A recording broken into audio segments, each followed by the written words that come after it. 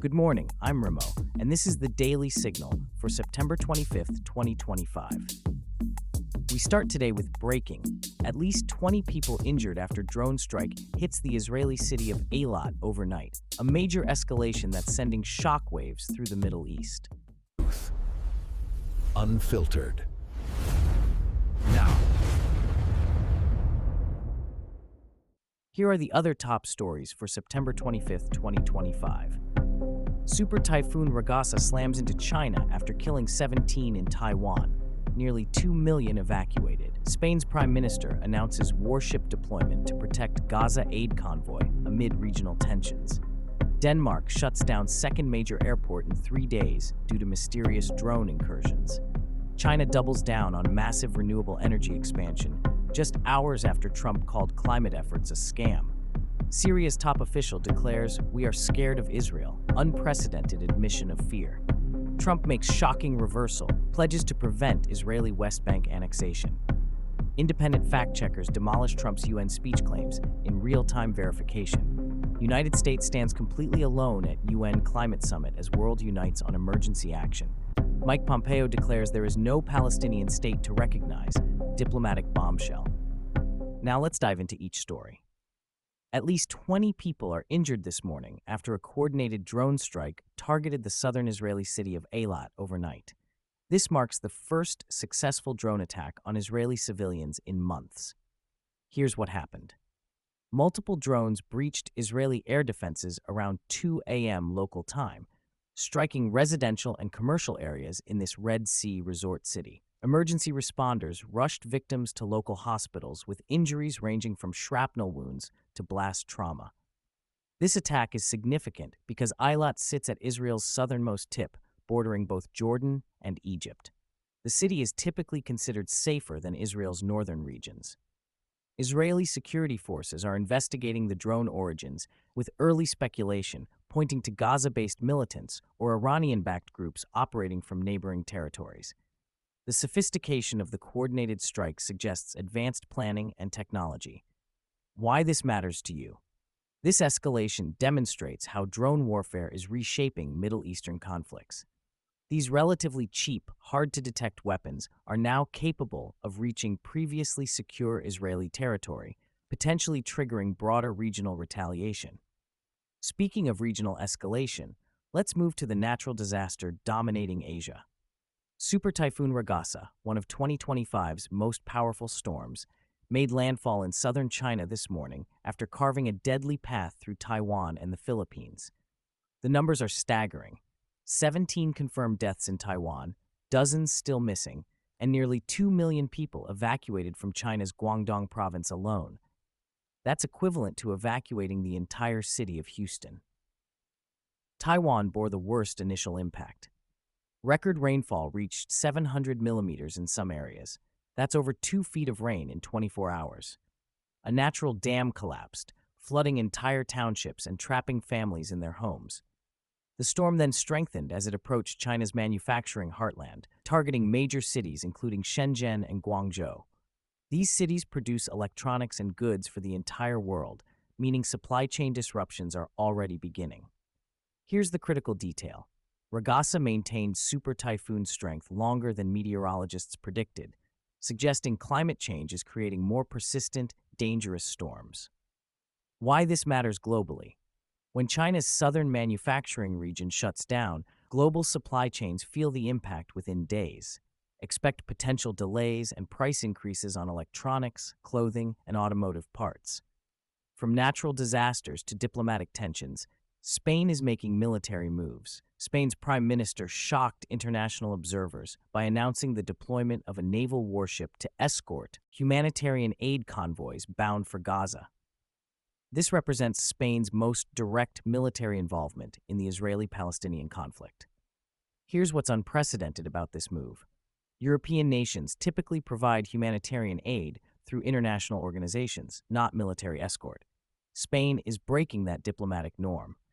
The Spanish warship will accompany a flotilla carrying medical supplies, food, and construction materials to Gaza. Spanish officials argue this protection is necessary after previous aid convoys faced interference and security threats in Mediterranean waters. This decision puts Spain at odds with both Israeli security concerns and traditional NATO approaches to Middle Eastern conflicts. Israel has not yet responded officially, but diplomatic sources suggest significant concern about this precedent. The timing is crucial. Spain's announcement comes just hours after the Eilat drone strike, potentially escalating regional tensions when de-escalation seemed more appropriate. Why this matters? If other European nations follow Spain's lead with military escorts for humanitarian aid, it could fundamentally change how the international community engages with the Gaza crisis. This might represent a turning point in European Middle East policy. Meanwhile, European security faces a different kind of threat. Denmark's Aalborg airport remained closed this morning, the second major Danish airport shut down by mysterious drone activity in just 3 days. Copenhagen Airport faced similar incursions on Monday. Here's what makes this alarming. These aren't random hobby drones. Aviation experts describe sophisticated, coordinated flights that deliberately target critical infrastructure. Someone is testing Denmark's air defenses. Both incidents followed identical patterns. Multiple drones appeared simultaneously, maintained formation flights near runway approaches, then vanished before authorities could intercept them. This suggests organized testing of security responses rather than accidental intrusions. Danish authorities increased airspace security protocols but haven't identified the drone operators. Passenger flights faced hours of delays, and some international routes were rerouted through German airports. Why this matters? Denmark hosts critical NATO infrastructure and serves as a key transit point between Scandinavia and continental Europe. If hostile actors are probing Danish air defenses, this represents a potential threat to broader European security architecture. From European security to global energy policy, China fired back at Donald Trump's climate criticism with concrete action, announcing massive expansions to wind and solar programs just 24 hours after Trump called renewable energy a scam. Chinese officials revealed plans for 50 new solar farms and 30 wind installations across 6 provinces, representing over $40 billion in green energy investment. This directly contradicts Trump's claims that climate action hurts economic growth. Here's the political chess match. China is positioning itself as the global climate leader, while America's president attacks the very technologies dominating future energy markets. Chinese officials emphasized their commitment to carbon neutrality goals and described renewable investments as essential for sustainable prosperity. The timing is calculated. With Trump potentially returning to presidential politics, China wants to demonstrate that climate action and economic success go hand in hand, undermining Trump's economic versus environment narrative. Why this matters to your daily life? China's renewable energy expansion affects global energy prices, manufacturing costs, and technology development. When China doubles down on green technology, it typically drives down costs worldwide, potentially making solar panels and electric vehicles cheaper for American consumers. Speaking of shifting political positions, Syrian official Ahmed al-Sharaa made an unprecedented public admission, declaring, "We are scared of Israel," while insisting Syria poses no regional threat. This represents the first time a senior Syrian official has openly acknowledged fear of Israeli military capabilities. This statement breaks decades of Syrian diplomatic rhetoric.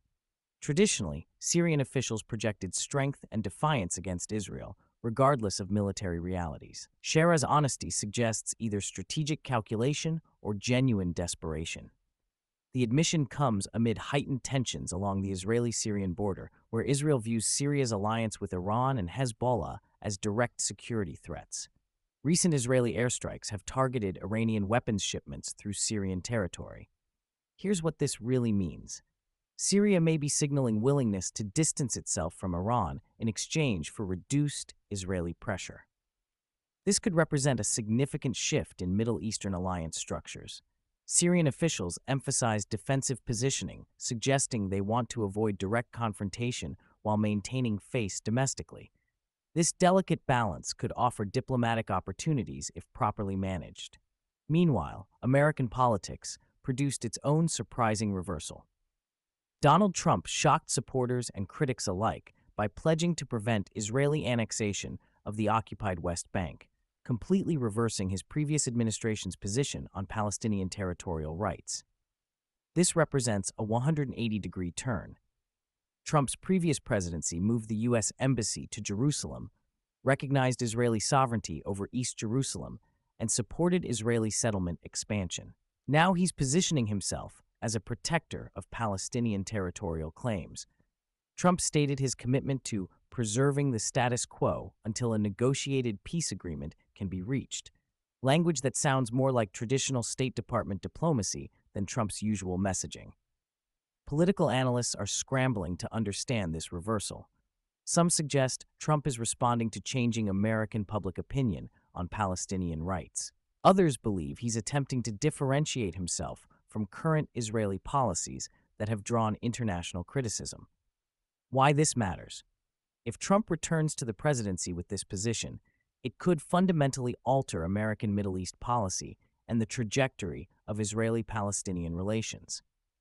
Speaking of Trump's recent statements, independent fact-checkers worked in real time during Trump's UN General Assembly speech, documenting multiple false or misleading claims about U.S. economic performance, climate change data, and Middle Eastern conflicts.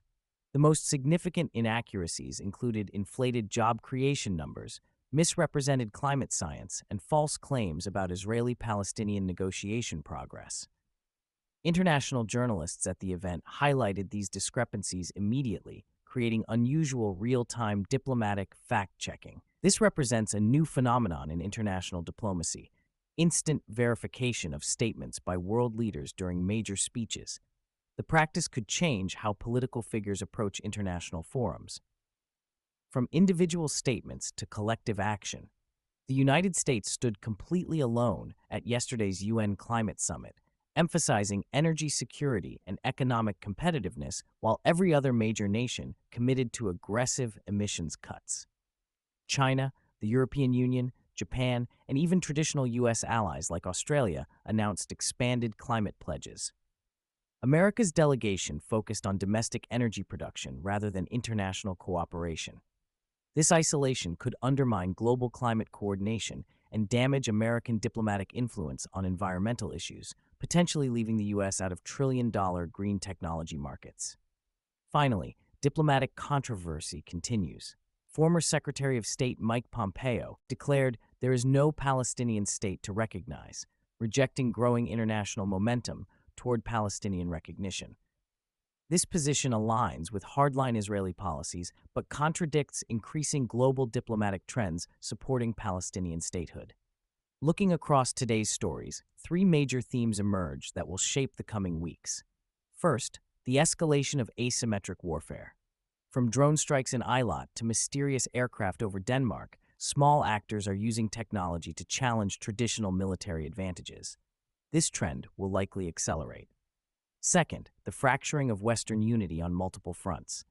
Spain's unilateral military deployment, America's isolation at the climate summit, and shifting positions on Palestinian issues suggest the post-World War II alliance structure is under unprecedented strain. Third, extreme weather is becoming a geopolitical force. Typhoon Ragasa didn't just kill people and destroy property. It disrupted global supply chains and forced massive population relocations. Climate change is now a daily diplomatic reality, not a future concern. Here's what you should watch in the coming days: Israeli response to the Eilat attack, Chinese manufacturing recovery from the typhoon, and whether other European nations follow Spain's military escort precedent. These stories connect to your daily life through supply chain disruptions, energy prices, and the evolving security landscape. Stay informed, stay prepared, and remember that today's international news becomes tomorrow's local reality. That's the Daily Signal for September 25th, 2025. I'm Remo. Subscribe for tomorrow's essential updates, share with someone who needs to know, and remember, in a rapidly changing world, staying informed isn't optional. Unfiltered.